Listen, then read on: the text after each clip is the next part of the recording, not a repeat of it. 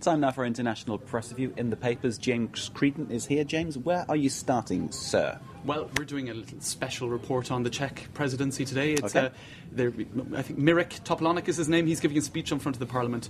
I almost forgot his name. That would have been very embarrassing. Anyway, let's have a look at Le Monde, which is talking about the famous Euroscepticism of the Czech Republic. But I didn't, Mark. I got it in the end. Topolanek. I'll repeat it. Topolanek. Anyway.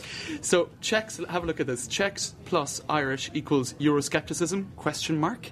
And of course, all the talk in recent months has been that the Czech Republic and that Ireland have been behaving in a very Eurosceptic manner. So the paper is saying, is this the case? Are these the two Eurosceptic countries in Europe?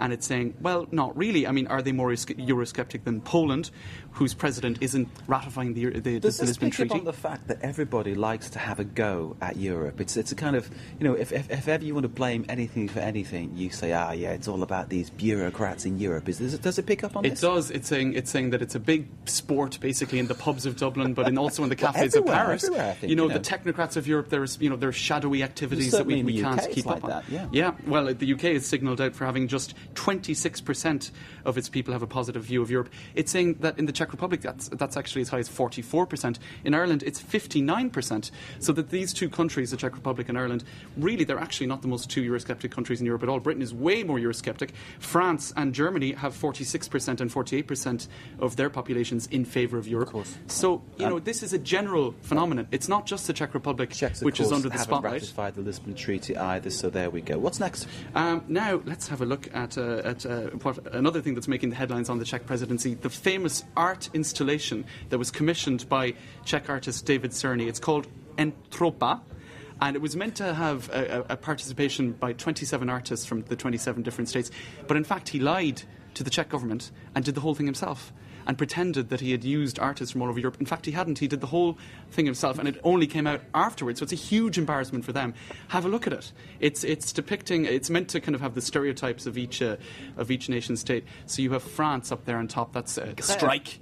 Which is true. I mean, that's one of the milder ones, actually. That's Italy, which is football. I mean, they could have had mafia corruption or whatever, but exactly. They chose football, which is but nice. Some of them are a lot worse. That's IKEA, I think, which is depicting Sweden. Sweden? And okay. A sod of turf depicting Ireland. I take objection to that, actually. You take objection. You'd prefer a pint of Guinness, no? Well, I don't know. Anything would have been better than a sod of turf. But actually, Ireland didn't even come out the worst.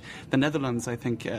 Netherlands was depicted as being covered in underwater with just a few minarets peeking up above the water. But the bottom line is this Czech artist is a liar. Right, and look, Bulgaria there, I think we just had a peek at that article there. Bulgaria are not at all happy because they were depicted as Turkish toilets by this artist, David Cerny. So apparently the Bulgarian representation to the EU is not pleased with that. Okay, fantastic stuff there. Now, what's next? Moving on to an article in The Guardian. It's been called A Voice from Beyond the Grave. This is incredible. It's a journalist who was a voice of dissent, was the editor of a paper called The Sunday Leader, and he predicted his death. And he said it was going to be at the hands of the government. I'd prefer to have more time to go into that. It's an incredible article. Check it out on The Guardian. He predicted his death at the hands of the government. We don't know if that really was the case, but he was indeed assassinated. Well, this is very and the article was published after his death. Almost a piece from beyond the grave, kind of. Exactly. Very chilling stuff, now, isn't it? Very quickly, The Times, it's now the Prince of Wales, Charles, who is in trouble. Apparently he calls one of his polo buddies sooty. Because, and I think we have a picture of him here, he is indeed not white, as you can see. And so Mr. Kuldip Dillon has said that, when you acquire a nickname, it means that you've arrived. And I quite enjoy being called sooty. So he's happy with that. He is but happy it with still kind of suggests sort of an underlying racism on the British royal family, doesn't it? Which is obviously quite disturbing, I suppose. Well, two fingers to political correctness in any case. And okay, more James. Bad news coming after Harry calling a military colleague a packy. Indeed. That row will continue. That was our international press review, James Creedon. You're watching France 24. Stay with us.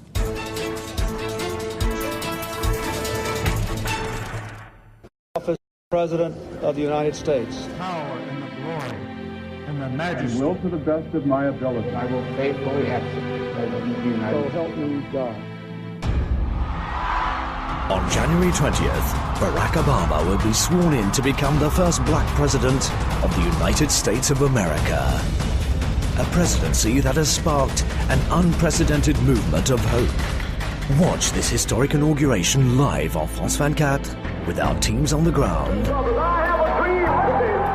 And relive the dream of Martin Luther King as one of his most celebrated heirs is crowned. Be part of the sights, sounds, reactions and analysis. Book your front row seat for this unique event with France 24.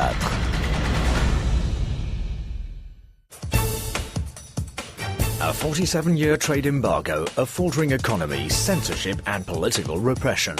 And yet after 50 years the Castro regime still survives. What's life like today under one of the last remaining bastions of communism?